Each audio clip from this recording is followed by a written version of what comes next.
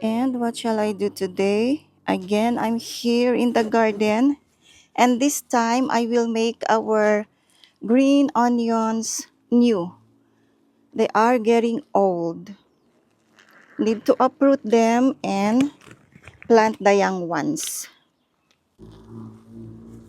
Good thing is our soil in here very nice, so it's not hard. Very fast, easy to pull all these green onions. I think this is one of the easiest vegetable to maintain. Look guys, oh this is plenty. Loosen like this. I can still see some time release fertilizer in here. It did not melt yet.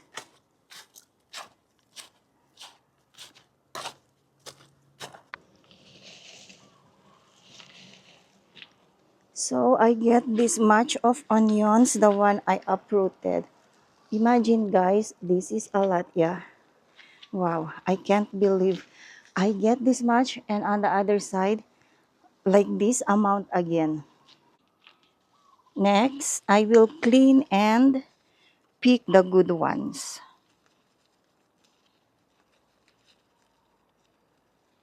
The young ones, and then throw the old already. So it's like this. Remove this part.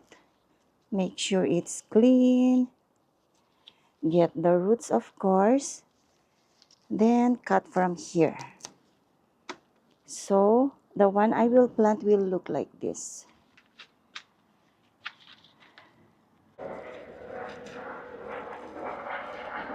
Wow, it's getting hot.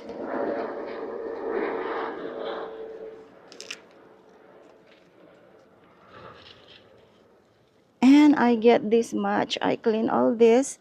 Now it's time to plant.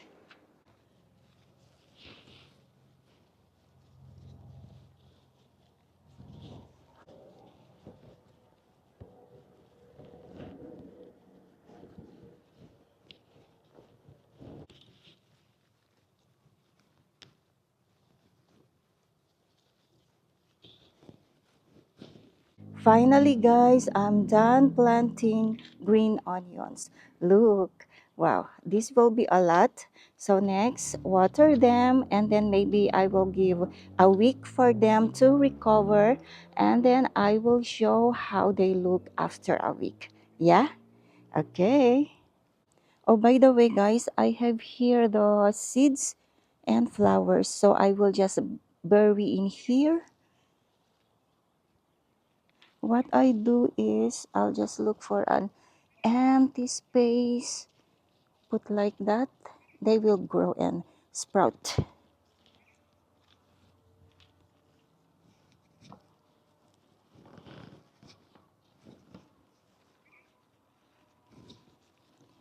They will just grow in group.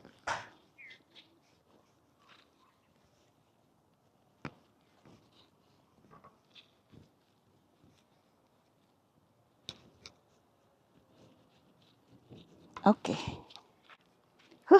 I'm finally done. It's hot. I'm planning to make in here the zinnias and sunflowers good also, but maybe tomorrow again. Then water.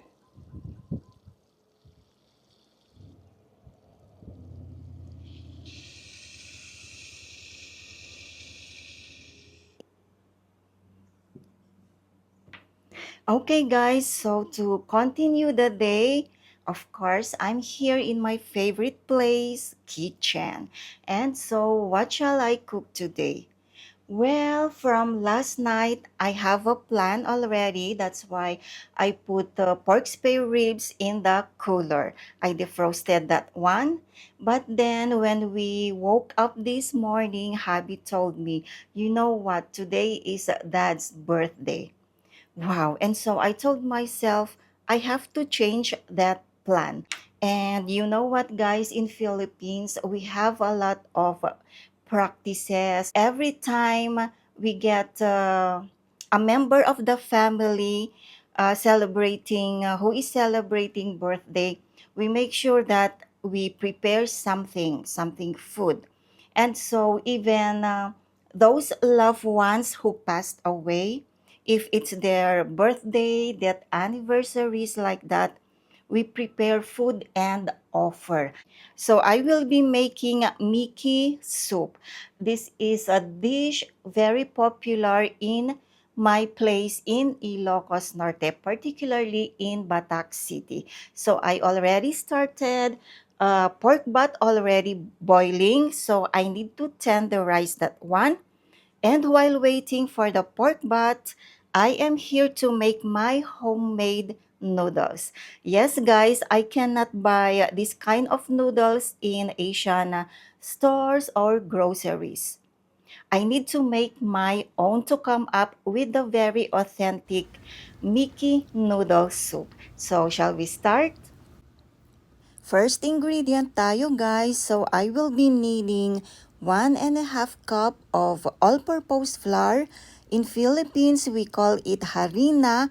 For us Ilocano, arena.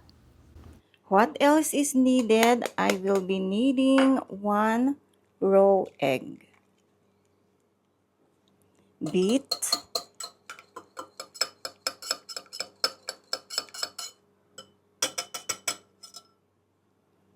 Then add water.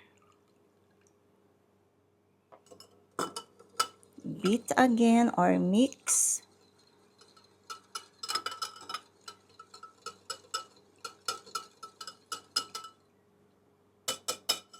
With clean hands, I will be kneading the mixture of all-purpose flour and the water with egg.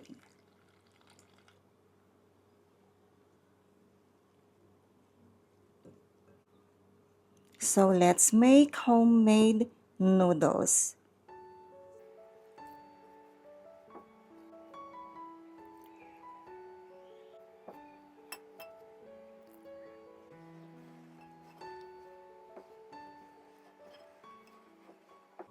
It will take few minutes to knead this one until it forms like a dough.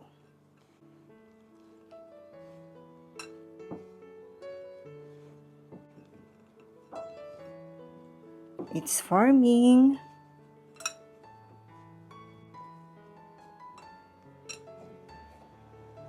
After few minutes of kneading, this is how it looks now.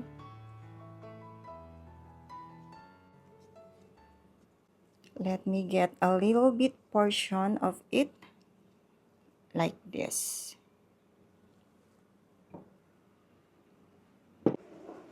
Likewise, need to dust the board. Same thing, I have in here my rolling pin. Let me just dust like this so it will not stick into the dough when I knead.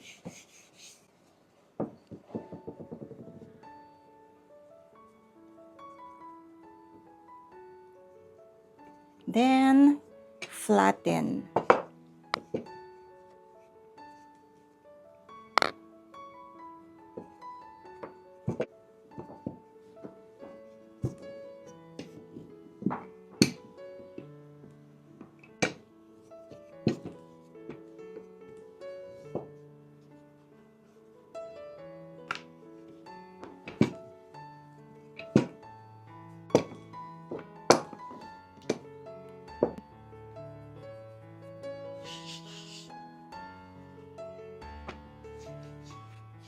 Okay, so I'm done flattening the dough, guys. It looked like this. I will just wait maybe 2 minutes to dry. I'm back after a few minutes. Now I'm ready to cut the noodles. So I will just dust the board again with all-purpose flour. Let's start cutting.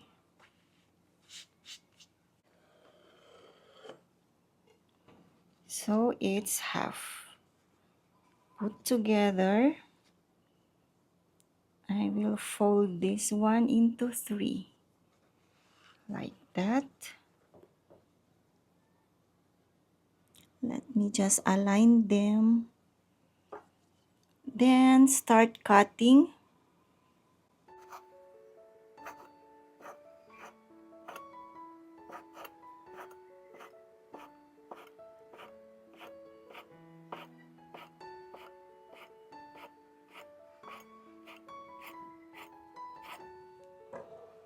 Then, are you guys ready to see the result?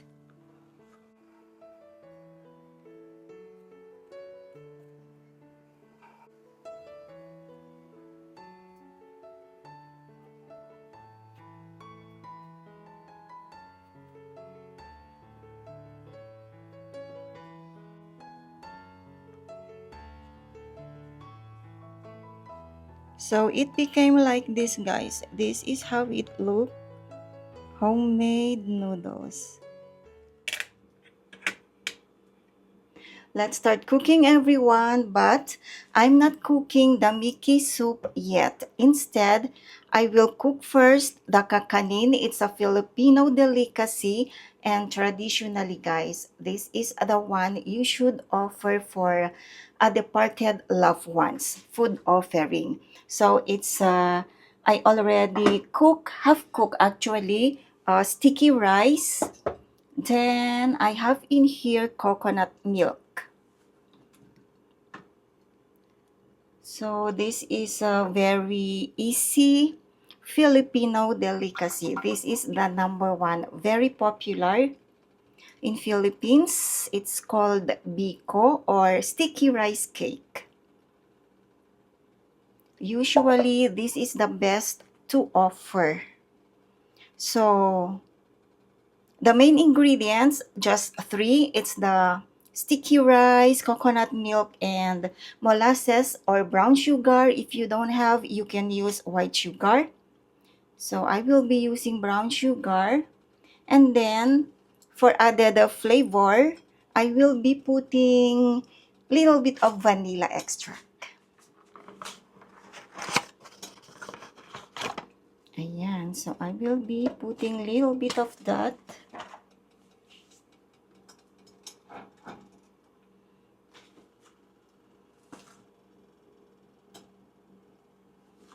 So I will just boil the coconut milk.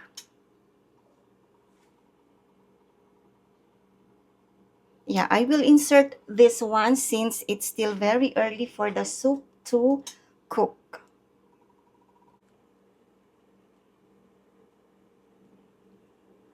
Starting to boil, you can see it in here.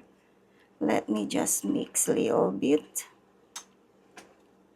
Boil the coconut milk until you get to see some oil floating. You will know when you look like this and it's a little bit shiny. That's my sign.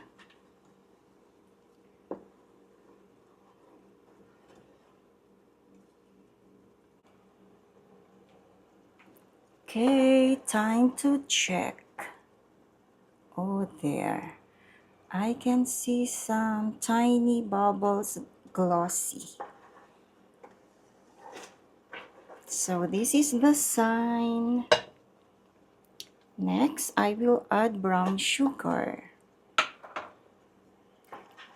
Mix to dissolve the sugar.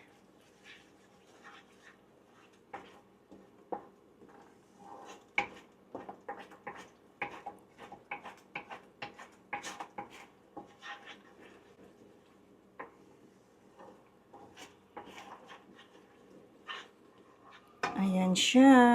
Halu-haluin para matunaw yung asukal. Magtagalog nga ako ng konti, guys. So like what I said, I will add a little bit of vanilla flavoring there. Just a little bit to give excitement into the Biko. We call it Biko. But then in my place, we call this, being an Ilocano, we call this sumanlatik. Then little bit of salt. This will make the sweetness of the sugar more solid.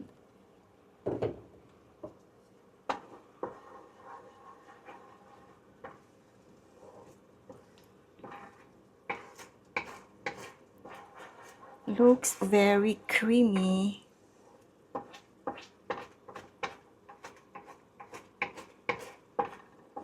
So I will make my biko very simple. Actually, I will not be putting topping anymore. Just the simple kind. The original one. Then next, I will add the cooked sticky rice.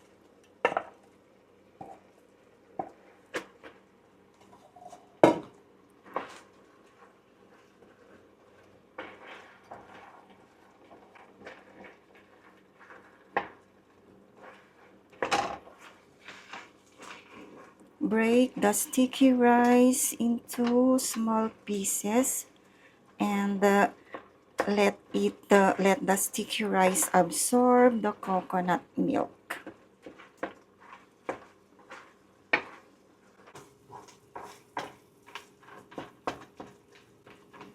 Okay, looks like the sticky rice absorbed the syrup or coconut syrup already. So I'm just waiting for it to become really dry.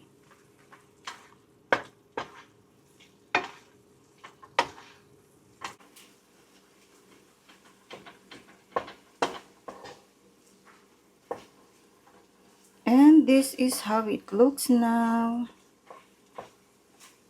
Maybe 2 more minutes. Well, very sticky now.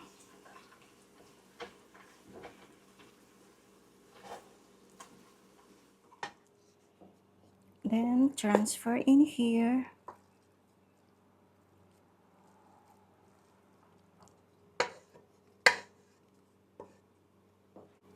Flatten.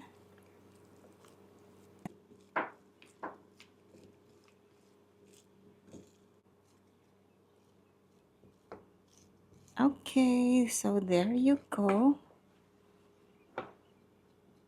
I'm done with my biko or kakanin.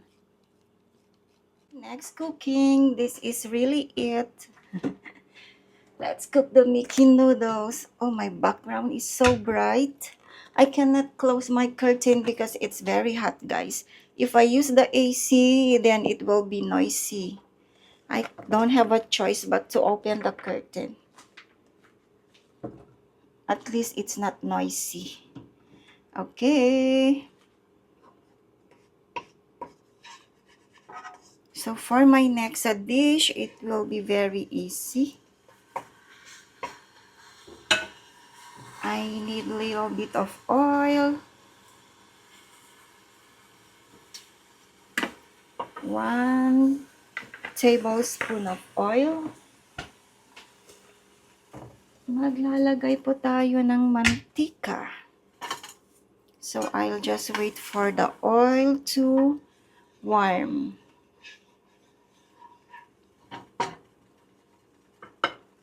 Now that the oil is warm, I will put garlic or yung bawang. Saute the garlic until brownish and aromatic.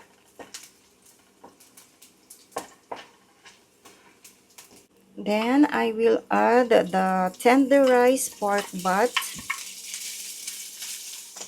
Also, I will add patis or fish sauce.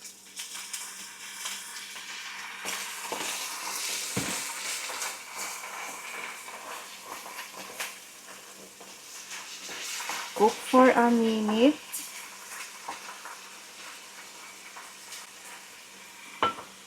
Now, add the annatto water. So, I soaked annatto seeds earlier. This is for coloring.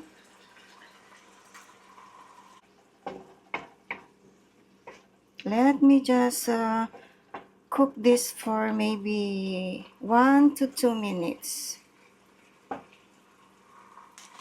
Then I need pork cube. What do you think is next, guys? Of course, the pork broth.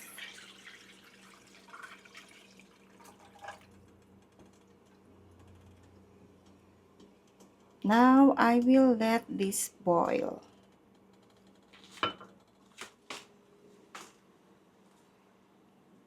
Now time to add the homemade noodles.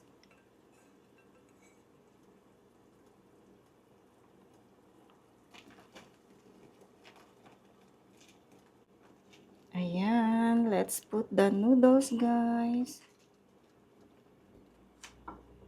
And need to mix right away so that they will not stick together.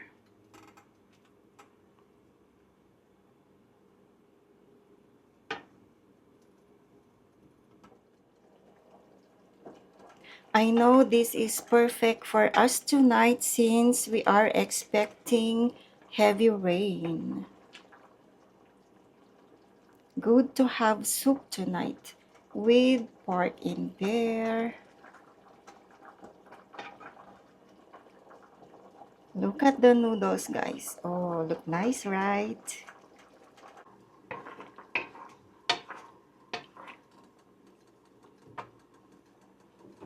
And before serving, I will add a little bit of ground pepper.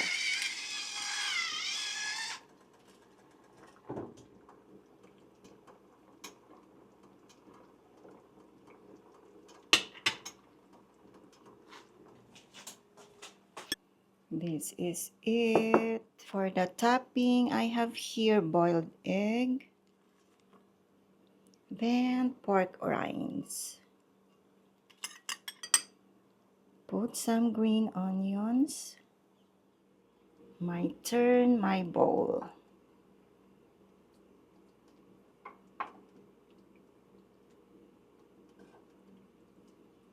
Ayan, plenty noodles. Then I want the soup.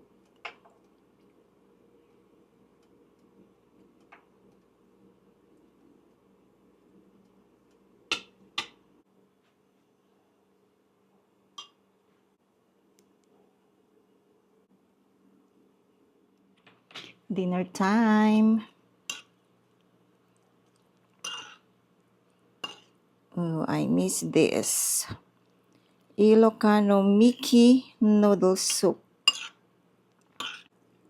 Before I end the video, I wanna show the kakanin, the biko. So this is how it looks.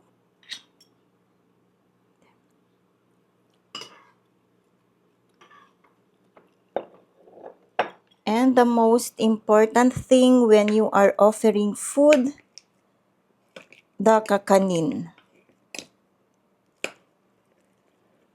This is the tradition in Philippines.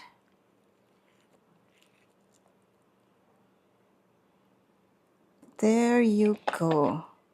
Okay, so I'm using this one so I can close it and live in here overnight. And that's it again for now, everyone. Mahalo again for watching. For those who are still new to my channel, please don't forget to subscribe. And to my regular viewers, thank you very much again. Don't forget to like, you can share my video, and put your comments down below. See you next time.